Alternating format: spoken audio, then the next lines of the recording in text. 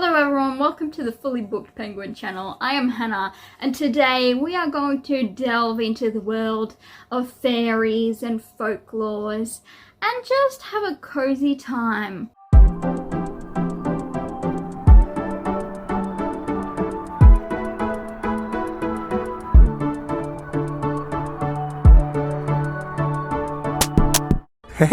Welcome to this reading vlog, everyone. We actually have 6 books on this list.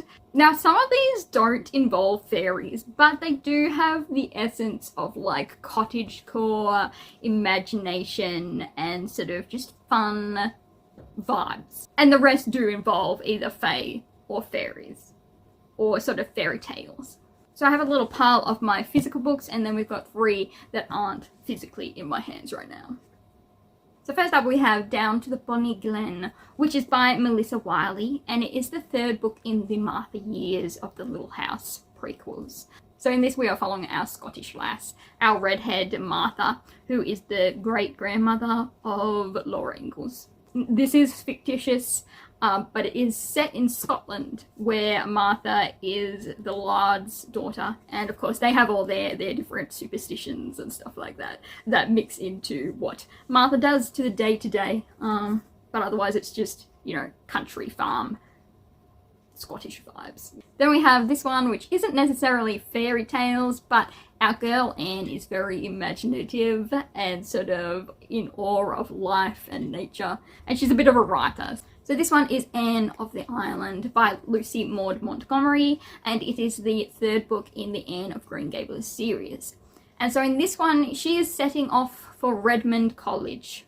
So she is moving away from the island, actually, to Nova Scotia to do her university studies. And alongside her is some old friends and Gilbert Blythe and all the other fun team. Now this one actually features more romance than the previous ones because she is 18 years old now. And some people around her might think maybe she's on the market for maybe some marriage. And Anne may or may not be available for marriage. We will have to see. But I just adore this series. I love Montgomery's writing and I love Anne. So I'm going to have a fun time with this one. Then we have Drake Hall by Christina Bear, and it is the 2nd book in the Secrets of Ormdale series.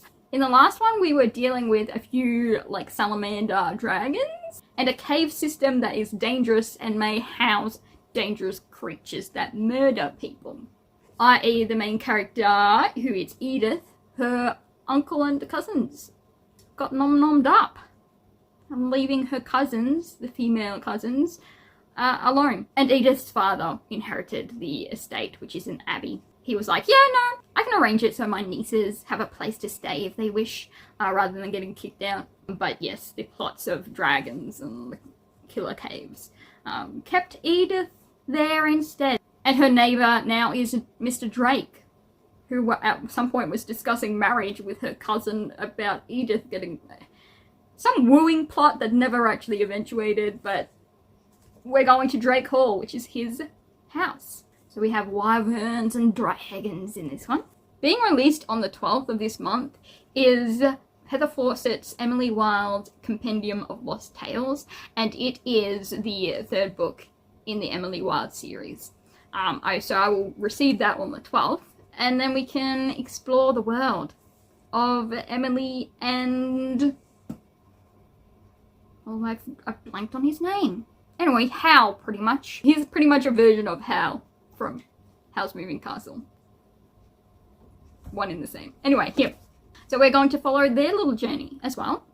Then we have 2 books by K.M.Shea. One is technically last month's book, but I was like, I'll just roll it over into this month. And that is Crown of Moonlight by K.M.Shea, and it is following Lila, as she tries to continue healing and fixing up her night court of the Fae, because she's half Fae, and she became their queen, and she also married her assassin. A lot is happening, but the little creatures are adorable, like the Fae creatures.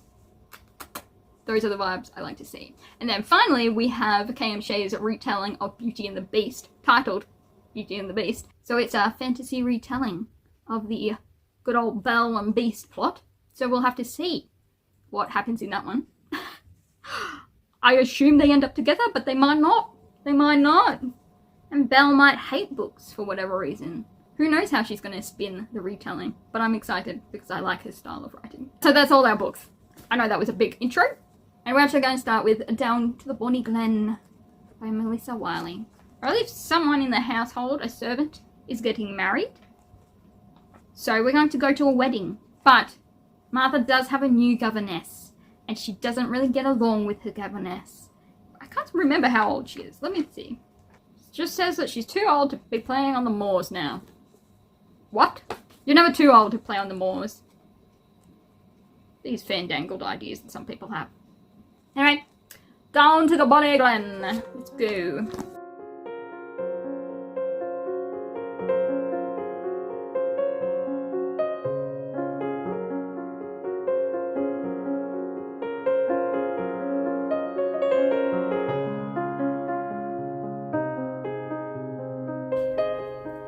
Here's the update. I have things I need to do today, some food prep and some dishes. And one cannot actively read while doing those things, so we're going to do some audiobook. I know I just started the Martha book, but we are instead jumping into the Emily Wilde book of Compendium of Lost Tales. So we're going to follow our girl Emily and Wendell. Wendell's not our girl, Wendell's her fiance husband. So we're going to follow them as they enter into the Fey Wild, I believe. Fey Wild? Is it called the Fey Wild? I don't know, the Fey lands, to go see how Wendell's land is going. So we're going to do that now. So while I listen, I will do some chores. Also, this is a spoiler, it may be the end of the month. I did that other clip at the start of the month. It is now the end of the month. A lot went on. You can check it out in my vlog, which will probably come out after this, but a lot was happening, so I haven't read. So I'll update you in a minute, but for now, audiobook and chores.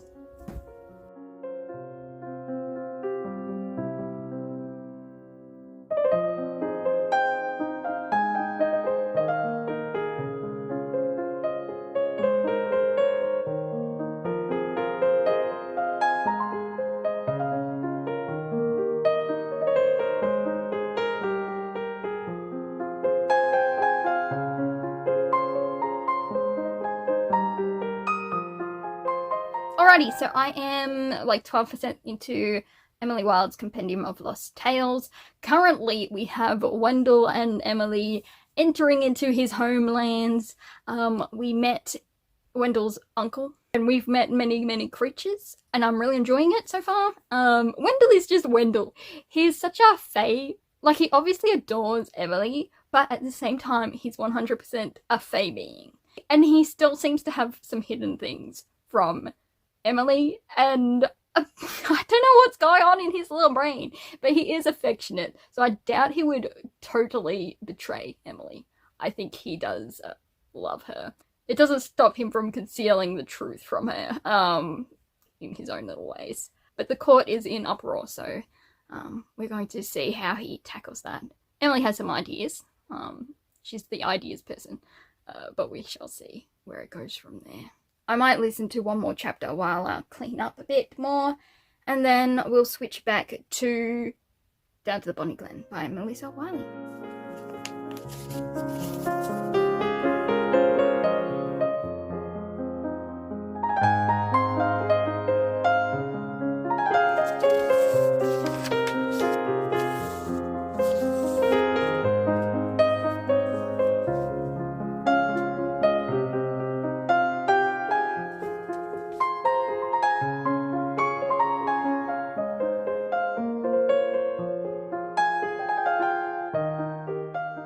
Hello everyone, it is the final day of February and I've been failing at reading.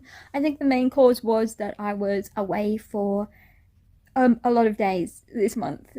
20 to be exact, pretty much 20. And I didn't have any books with me because flight restrictions.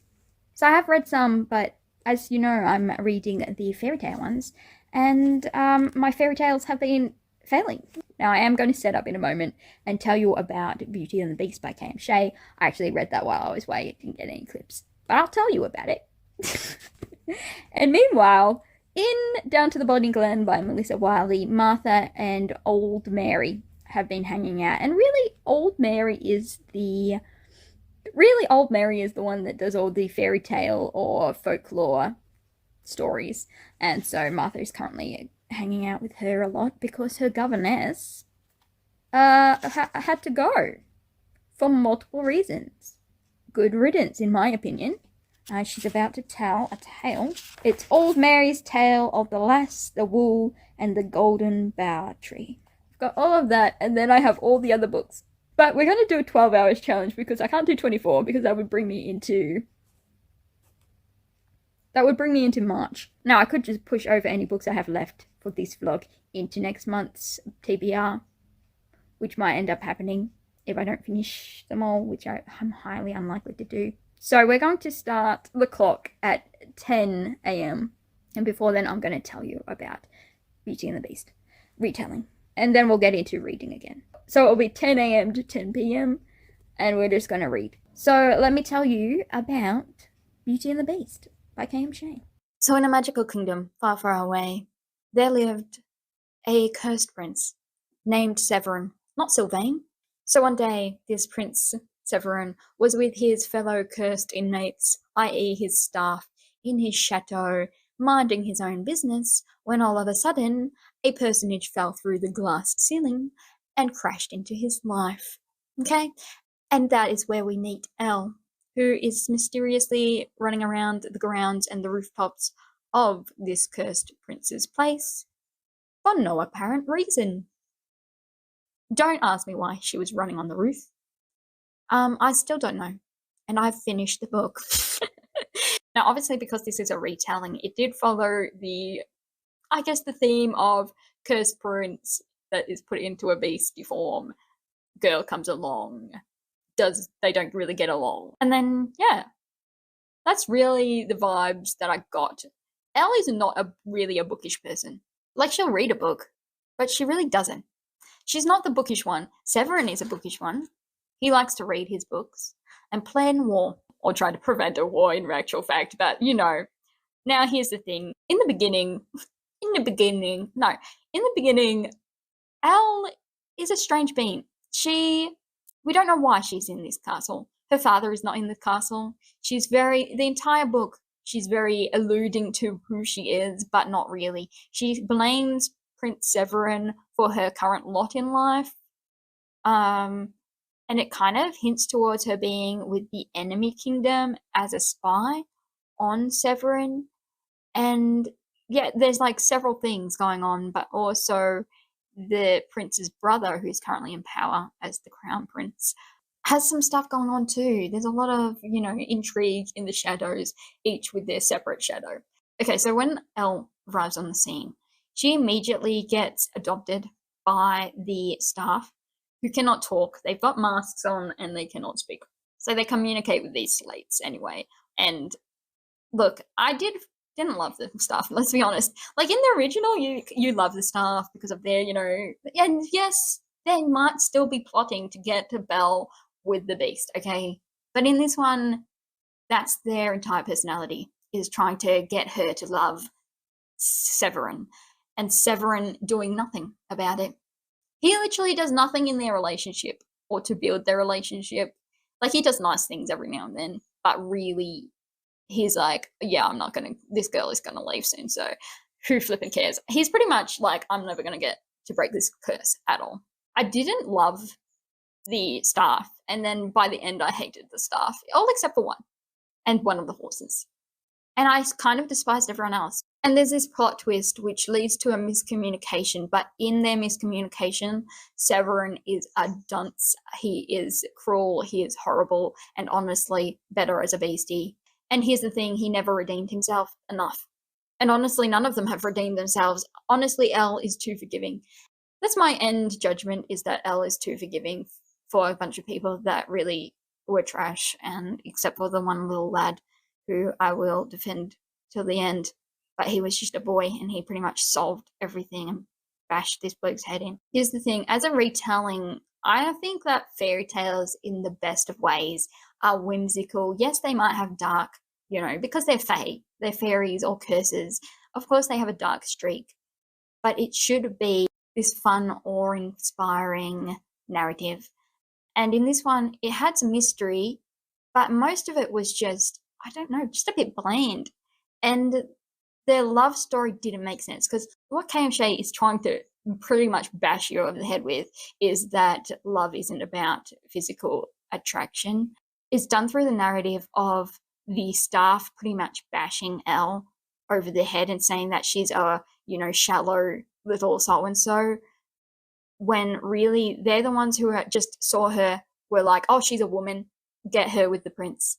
Like, they didn't try to get to know her. They just were like, you need to put in the work to woo our prince so we can break this curse. But they all blame Elle for being shallow and a liar. And I'm like, that makes zero sense. And he's a cat. He's pretty much a giant cat. Like, I'm sorry, but if a giant cat human man came up to me, didn't even come up to me, was just growly and, like, stood over there, I would find it very difficult to fall in love or grow any feelings towards him. Because I admit, I expect the man to do equal portion of the work. Like, I'm fine to do some wooing. Like, I can be affectionate. But the bloke has to be affectionate in return. I'm not for this whole, the bloke is a jerk and the girl just keeps, pushing on and converts him over. These men, they don't change, okay? They don't. And this book is proof of that. It's proof. They don't change, not really. And yeah, so that's my opinion on the fairy tale aspect. I just didn't feel it was, it didn't embody what I look for in fairy tales and the retelling, while it did have differences from the original. And I guess I could appreciate that it was so different, but at the same time, it lost all the original story's charm. I think if you're going to do a retelling, you should at least manage to keep that charm. So yeah, so I read that while I was away, and my ending opinion was that it wasn't great. So yeah, that was the Beauty and Beast retelling by K.M.Shea. And now it is 15 minutes to when we're going to start reading for our 12-hour challenge, and I need to eat something. So I shall catch you all in 14 minutes. We are going to start our 12 hours. I have some porridge with some raspberries. I have an orange juice with ice, plenty of it. And we have Down to the Bonniglin. So we're going to listen to Old Mary's fairy story, and then no doubt get another governess. Let's hope she's not as bad as the first. But I did like the fact that Mother's mum did clue in to what was happening, and she was like, I am so sorry, Mother. You were absolutely right. She did hate you. Which is such a sentence, but, it was factual. Now, the only person I do have problems with is Grizzy, the older sister of Martha. Honestly, she is what's wrong with the world. No, she's too annoying and stuck up for me. And here's the thing, Mum just laughs about it. She doesn't seem to call Grizzy out when she's pretty much saying the exact same things or thinking the exact same things that the governess, who Mum was like, excuse me, was, The things aren't adding up. The math ain't my thing, and supposedly Grizzy is good with account books. So we're gonna do a little read and yeah, let's go. 12 hours.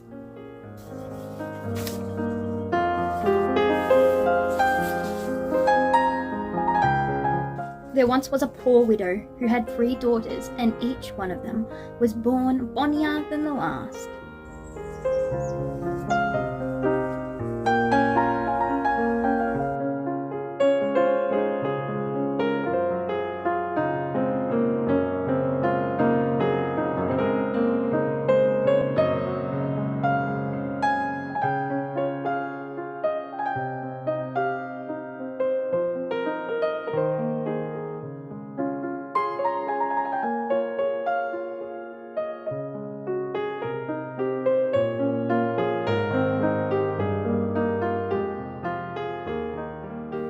After 3 hours of much hard work, I have finished Down to the Bonniglin.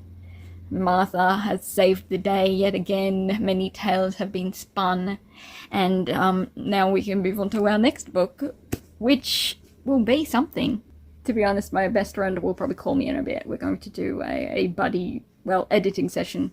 My best friend will be editing photos, I believe, and I will probably be reading, and I will probably read Anne of the Island by Ellen Montgomery, and I am probably going to do the physical version, but if my friend is on call with me, I might do the audiobook as well. I have started Anne, and currently she's had so many proposals. My goodness, the girl is getting all the proposals. 2. But 2's a lot, you know? Usually some people are lucky enough to just get 1. But in this case, it was 2. From 2 guys she really would never have even thought of marrying, so that's a bit awkward for her and for them. But it is what it is. She's also gone off to Redmond College, and she's been studying and making friends. And Davy, the boy twins that Marilla adopted, he's been asking her, I want to know. Like, every time he wants to ask her something, it's like, why does this happen? I want to know. That's sort of what's happening so far. Gilbert Blythe is hanging around, but he hasn't made any moves currently, but partially because Anne keeps cutting him down. She's like, oh, and what's that over there, Gilbert? Whenever he tries to bring anything up. So poor lad is currently thoroughly friend-zoned. But anyway, we'll see where that goes. I have my suspicions. So let's move on to Anne of the Island.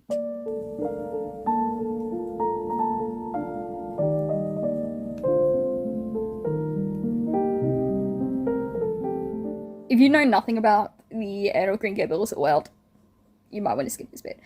I don't blame Anne for refusing Gil the first time.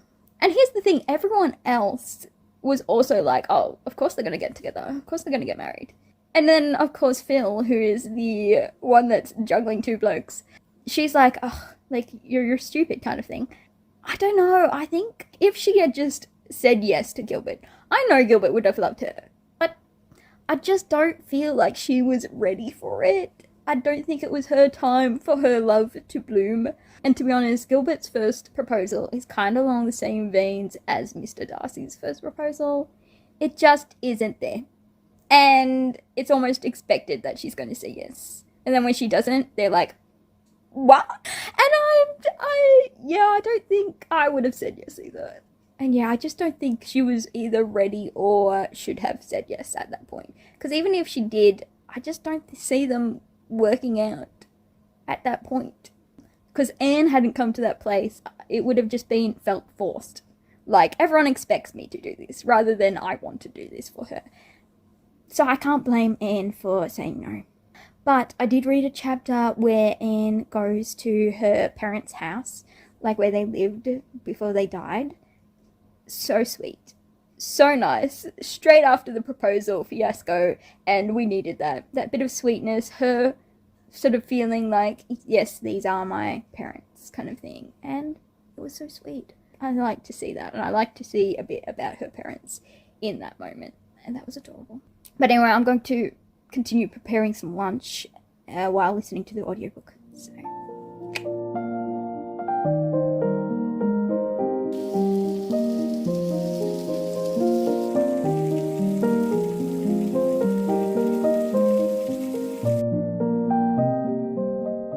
So chickies, we've just had the most darling letter from Phil, or Philippa Grant.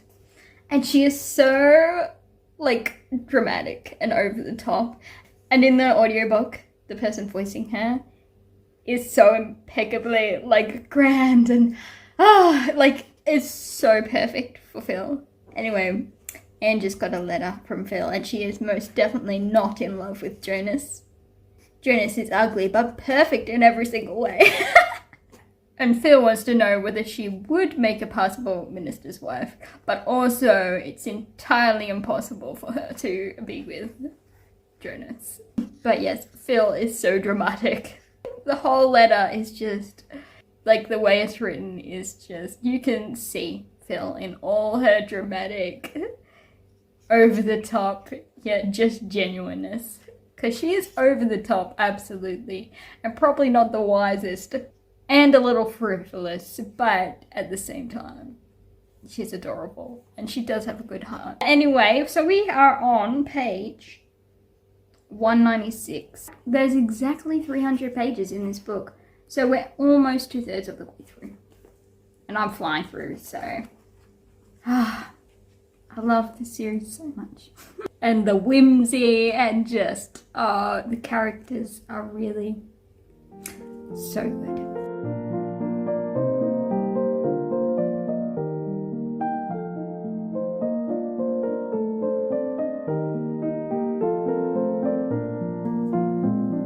Just finished Anne of the Island. The tears. It wasn't even that serious, okay? I just cried. I still love the series, okay? I don't know, this was done ages ago, so it's probably one of the original friends to lovers tropes.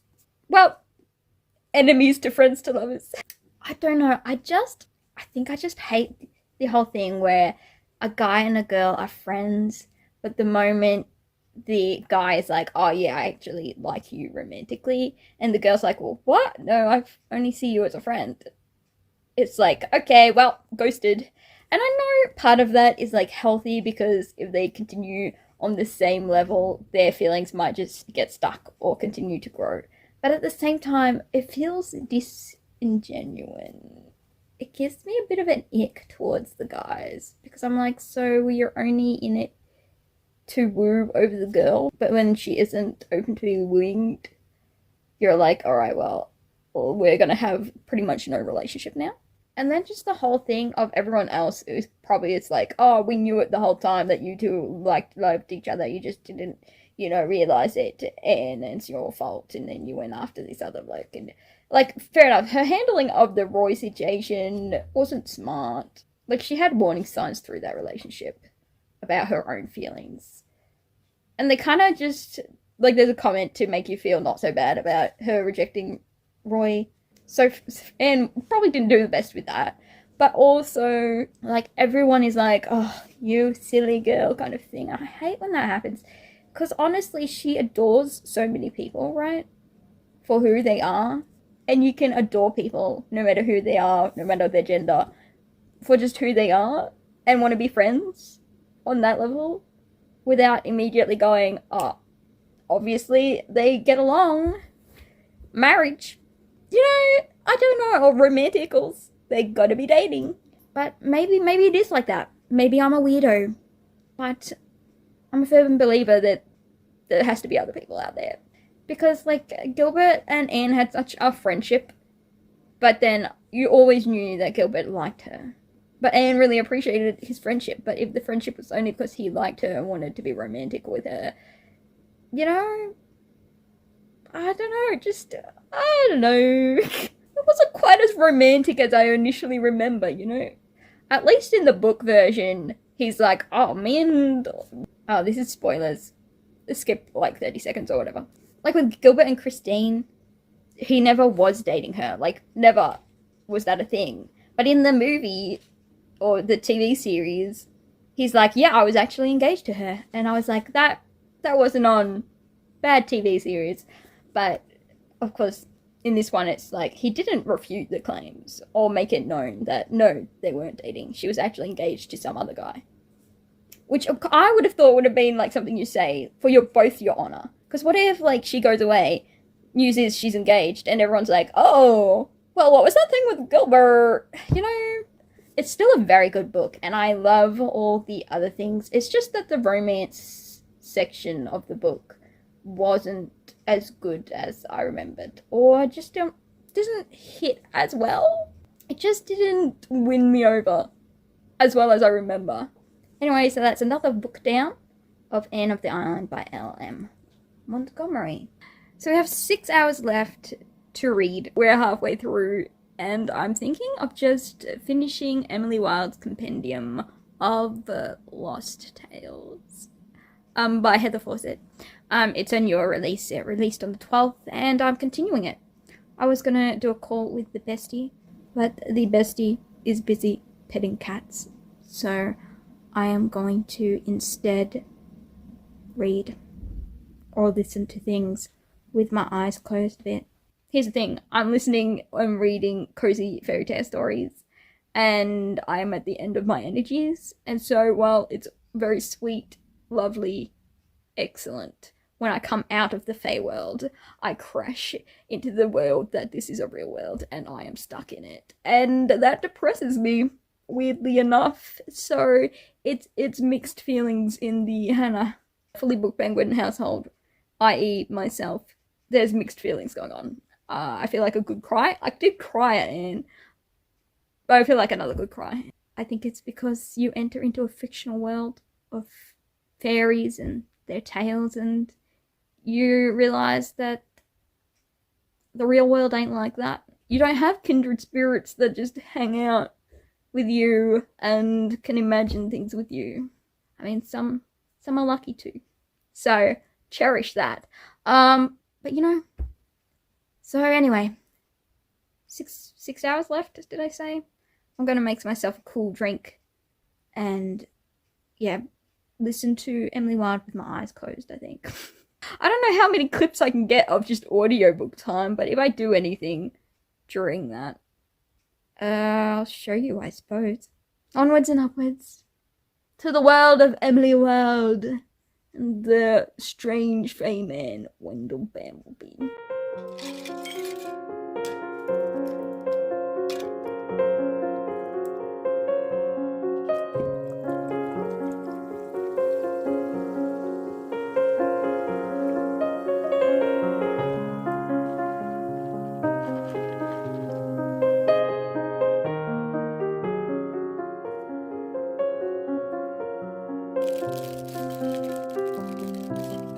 Alrighty, we are 33% through Emily Wilde's Compendium of Lost Tales.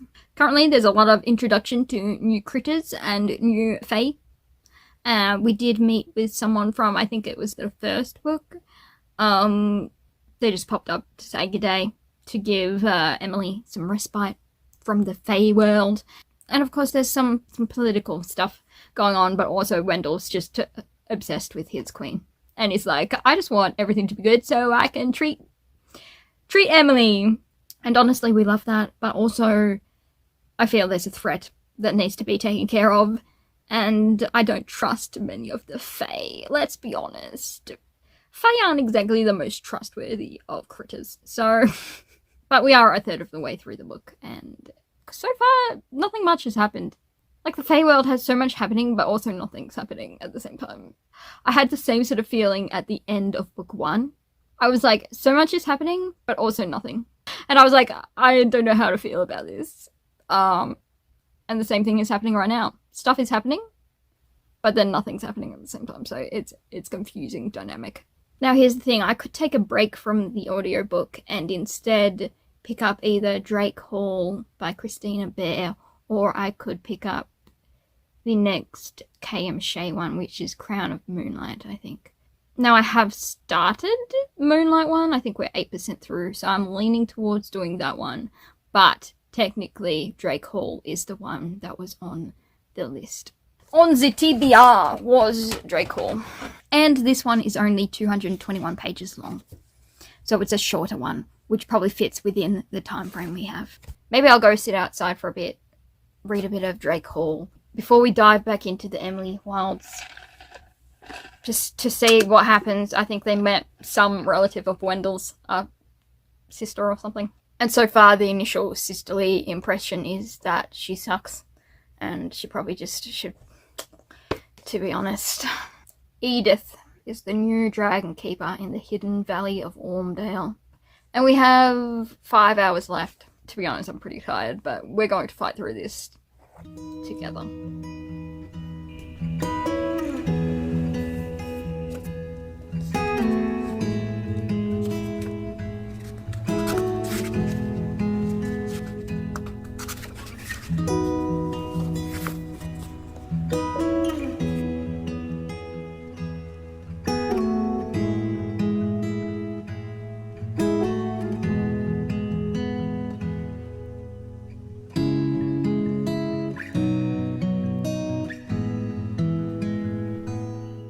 Alright, we are 67% 6, i.e. 2/3 of the way through Emily Wilde's Compendium of Lost Tales. We just hit a point, for sure. I still have this feeling of a lot is happening, but nothing much is happening.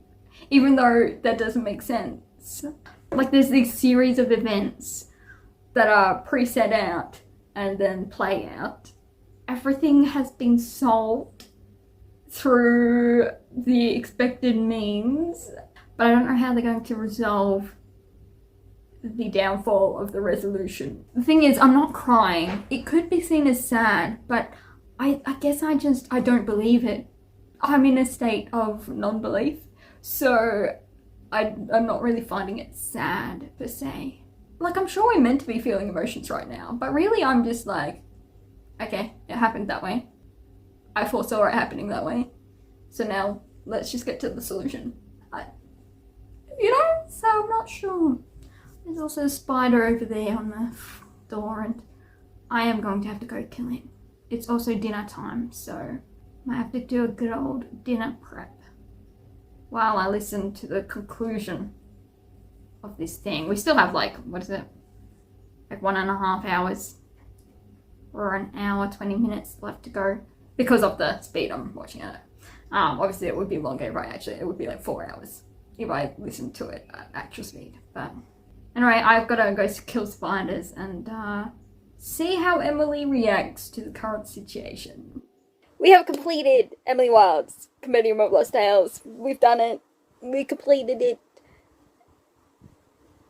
I enjoyed myself, but at the same time, it feels like nothing much happened. But a lot did happen. So I don't know why I feel like nothing much happened. Is it a cozy fantasy? I suppose so. I don't know whether it's fantasy. Anyway, this cottage core fantasy, everything worked out. It was okay in the end. I mean, this one has a lot of fake creatures, a lot of brownies, etc., etc. And honestly, it's very fairy tale. It's just, sometimes I feel like nothing really is happening, but at the same time, stuff is getting done.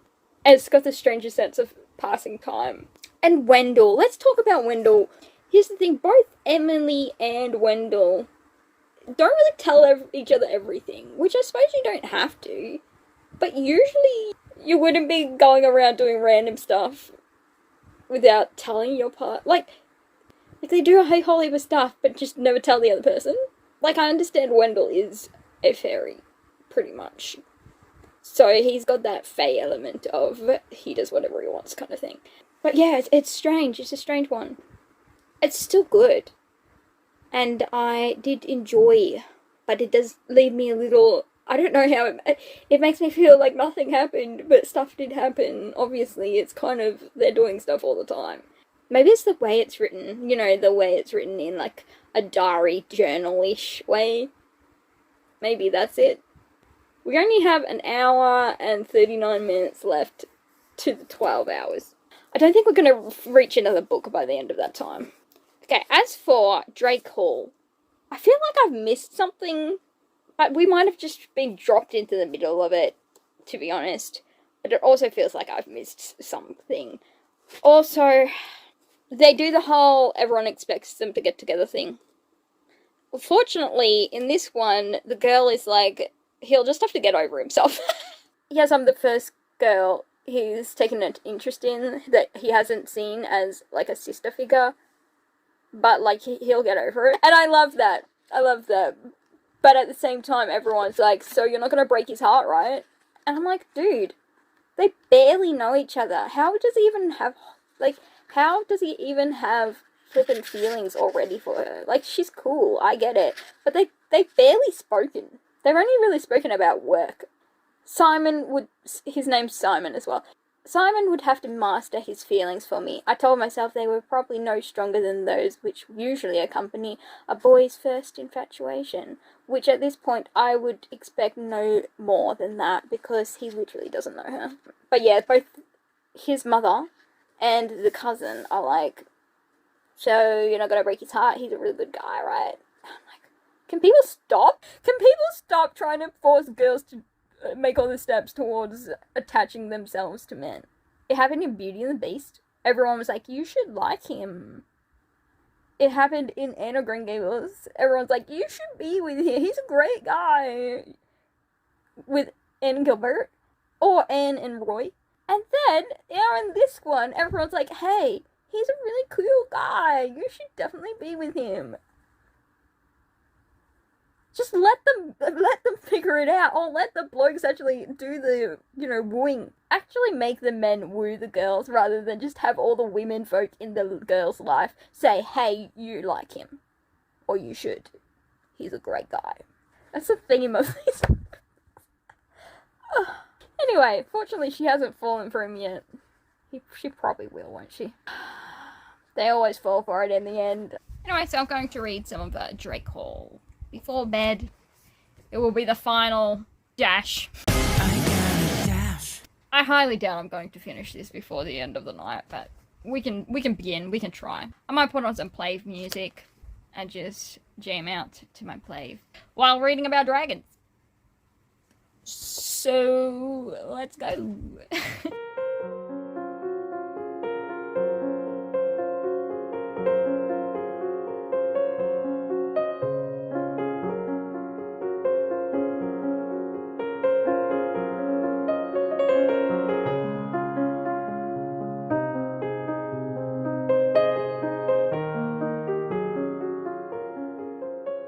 I'm 20% into Drake Hall, and it seems I can't escape the Beauty and the Beast retellings.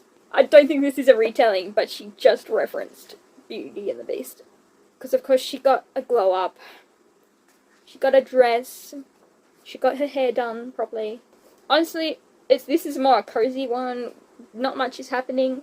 I mean, stuff is happening. We've got Edith, helping out the cousin, as well as trying to observe dragons, but she keeps getting interrupted on her observing of the dragons, so what's up with that? We are 42 pages into it. I think I have another hour left. 50 minutes left.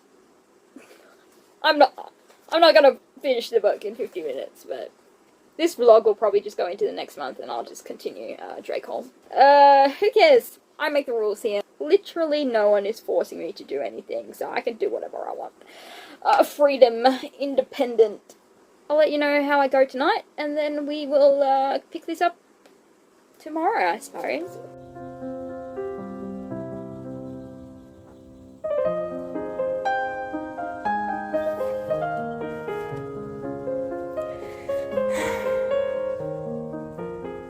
I've got to get real close and personal with you. I seem to keep choosing books where the female main characters, the female influencers, are all pretty much telling her that she should marry someone, despite her own opinion. They're like, and they get, like, the man has done nothing, and then, like, fair enough, sweet for the mother, because she was like, yeah, well, I just made it known to your father that I liked him and, like, I couldn't do without him, and then he put in effort. This man hasn't said anything. I don't even know whether he likes her, but it's just assumed he likes her. She's like, well, he's made it known that he might want to be more than friends. And I'm like, when? Where was that? My mother would never come up to me and say, oh, you're friends with that person. He likes you. And I'm like, yeah, but we don't, no. She wouldn't then be like, but I think you really do. I think you do, though. She would never coerce me into having feelings for a guy simply because he's a good guy. She'd be like, I mean, it's great that he's a good guy. There's a lot of good people out there. You don't have to marry every single one of them. Anyway, continuing on.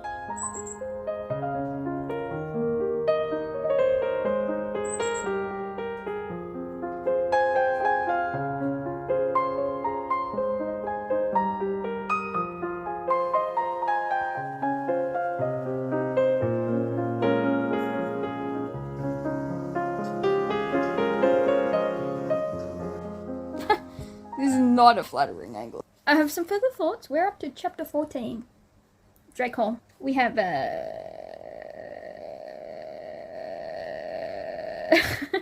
we have 6 chapters left. Simon, he's not horrible, okay? He is growing on me, and he does have an excellent personality. He's taking things slowly, and he's shy. I don't mind a shy, sweet male protagonist, but here's the thing. He is putting in slight efforts, just slight ones. He doesn't like to lie to her, which is one good thing, and he sometimes has a little subtle flirt. Edith is not on the love market, you see, so she's very much like, oh, blush, blush, please do not. So here's what I really think. I really think that the women folk should just butt out. I think Simon and Edith would be able to grow their relationship just without any of these women's comments or people being like, you should be with him. Like, just let it happen. Let them figure it out themselves. They obviously do have similar interests. They have similar things, so just shut up and let them fall in love. Quietly and slowly. Like they should. Is that so hard? No. It's not. It's really not. Anyway, so we're going to continue on with the Drake Hall. Hopefully finish this book today. Oh, I've also had Plav's new study session with the boys on, and it's been great. They just talk to themselves over there studying. I think Yejun was studying Chinese, and Hamin is studying English, and that's as far as I've gotten so far. So, but it's nice just to have a little bit of company, you know, in the background while I read. So, it's nice. Do recommend as background noise. Guys, the journey I've been through. We have finished Drake Hall. Let me tell you about Edith. Edith. What a lady. What a virtuous woman. She knows when to compromise, but she also keeps her boundaries. She's not going to do all the work for them. She's allowing growth, but they have to do the hard work themselves. She's like, here, I can see where you're coming from. I can recognize the nuances of the situation, but also you have to make the change. No one can make the change for you or force you into it, because then that's not you. You're again being led or being coerced into it. And she's like, I'm not going to have that happen. But at the same time, her own ideas are willing to change. With the change of heart and the change of knowledge and wisdom on situations, she keeps up to date. But she also stands her ground. Honestly, the sabotaging from other female characters in this almost got me, but no. In the end, our girl held on. She didn't force her own compass or anything onto them. She just allowed them to have their own convictions and own decisions, and I love that.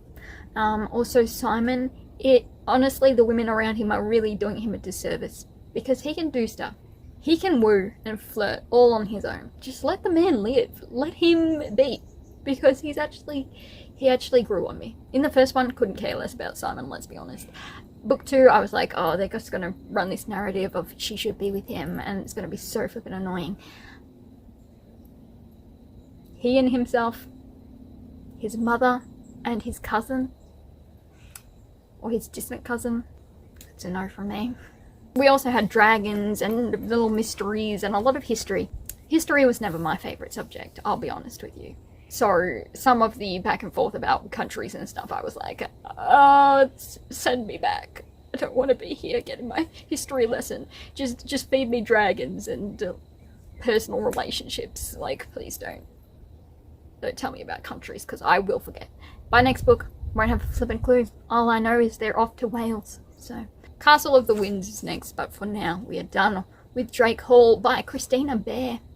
They came around, they won me back. I was uncertain there, but Edith and Simon and Dad can stay. They can stay.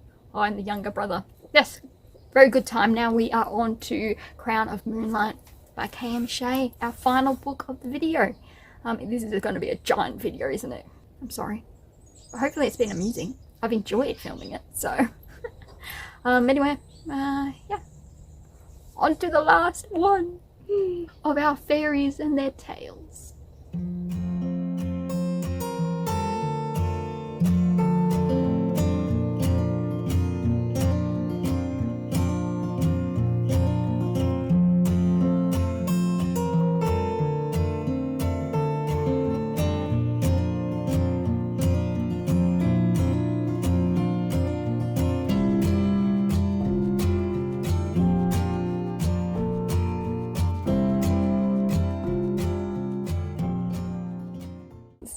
Layla, describing her relationship with Regel. We have the most romantic love story ever. The first time we set eyes on each other, he tried to kill me. Just stop it, you know? Wow. But dumb. I was a goner from that moment on. If I hadn't been the Fey Queen, I would have been a goner, but potato. Best meet cute story ever. I'm glad you think so. I almost jumped out of my heels when I heard Regel purr behind me.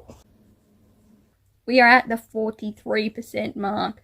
We are on to chapter 12. We are about to get Regel's point of view. So, have I told you what it's even about? I think I would have at the very beginning. Anyway, we're pretty much just going around the court. We're having parties. We're going to events. Layla is deciding that Regel has abs. No, she's realizing that Regel is kind of a good company. He plays along with her little jokes and is kind of actually caring in an intimidating assassin kind of way. Her magic is being weakened by her artifact, but also she tried to touch a different artifact and she almost had her brain explode. So we don't know what's going on there, and then there's still people trying to kill her. And we're about to have a hunt. It's very funny. I love the humor. I love the animals. The animals are all going well. We are missing one animal, which I'm hoping shows up to the hunt as Layla's little creature, because that would be impressive. That would knock the socks off of a few people. We have had her interactions. She finally met with the kings and queens of the other courts. I hate them. They're all so weird. There's something happening with one of the consorts as well, and just a lot of weird Fey interactions going on. But I do hate most of the kings of the other courts. The Sun King, I don't know. I am a bit suspicious, only because I don't trust any Fey. You never know with Fey, so I don't fully trust him, but I despise the other kings. And one of the queens, and the other queen, she's like, I can't be bothered with any of this, but she is still a bit icy. She's the Winter Queen, and I'm like, what's going on there? She's better than the rest, other than King Solace, if he remains good. Solace, which is the Day King, of course. Anyway, I'm having a goofy fun time, but I am so tired recently. I'm just exhausted by life. But I am hoping to finish this book today as well. So. Anyway, we're going to get the inside mind of Regel, so that will be fun.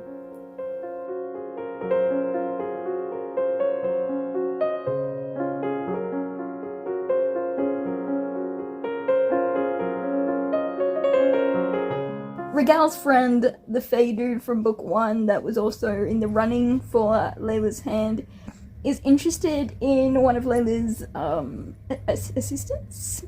Also, you can hear that my neighbour's doing something, and it's flipping annoying. Not really the ambiance for reading, just also this lighting is really interesting. But anyway, Sky just was like, yeah, I wasn't presumed to call us friends. And so, Dion, the one I ended up hating, the one I was like, oh, he's alright, and then he turned out to be not alright, he was trash. So I do not support this relationship either with Sky. So, anyway, Dion's like, oh, then what would you call me? And he adds a bit of illusion to go bling bling. And Sky furrowed her brow. The suitor of Queen Layla, who was not worthy of her? Go girl! You tell him like it is. I have no sympathy for Dion. He deserves every berating he gets. Oh, I'm so happy. So incredibly happy about this turn of events.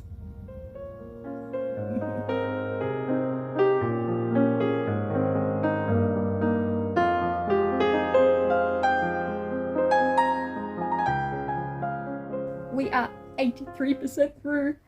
We're in the midst of it. Let me just say, Regel, our lad, he's really coming through. But Layla, look, one of the main points of this was so easy to figure out that I was surprised it took them that long to figure out. It's kind of an obvious one. and there's no real surprise to it. And honestly, I feel like they were a little dumb because they didn't figure it out before right now. It's slightly nonsensical that they didn't figure it out because it was that obvious. But, you know, it's fine now. Things have been fixed, literally, and now she is maybe battling something giant and ugly. So we're gonna find out if she can take care of it. And how she does that. Again, I do have an idea of how she's going to do it, but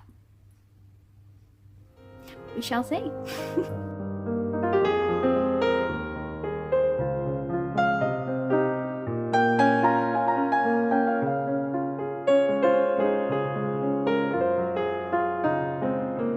Alright everyone, I have finished Crown of Moonlight by K.M.Shea.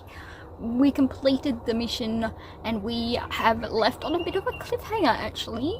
Retold almost did a Killian, Filian Drake.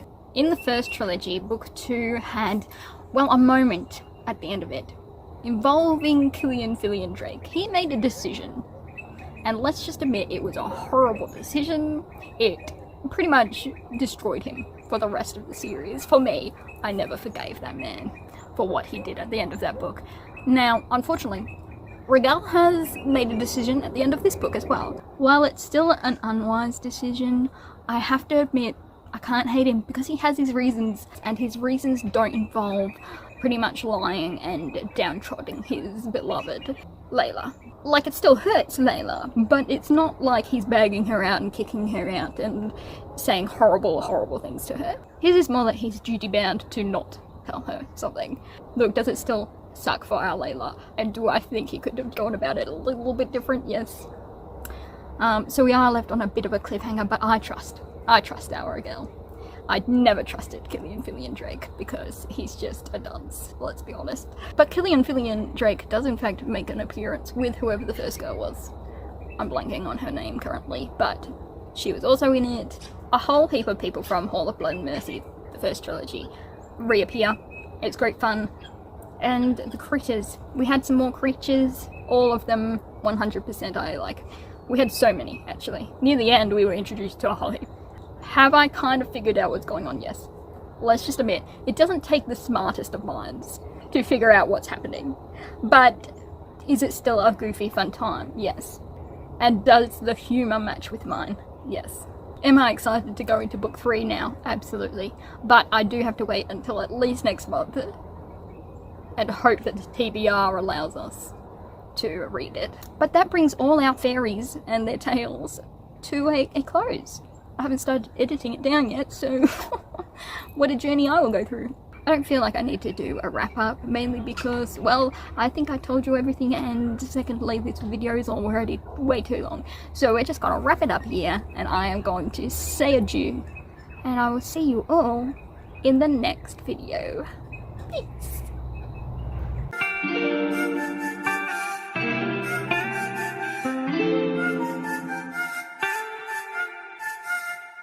T26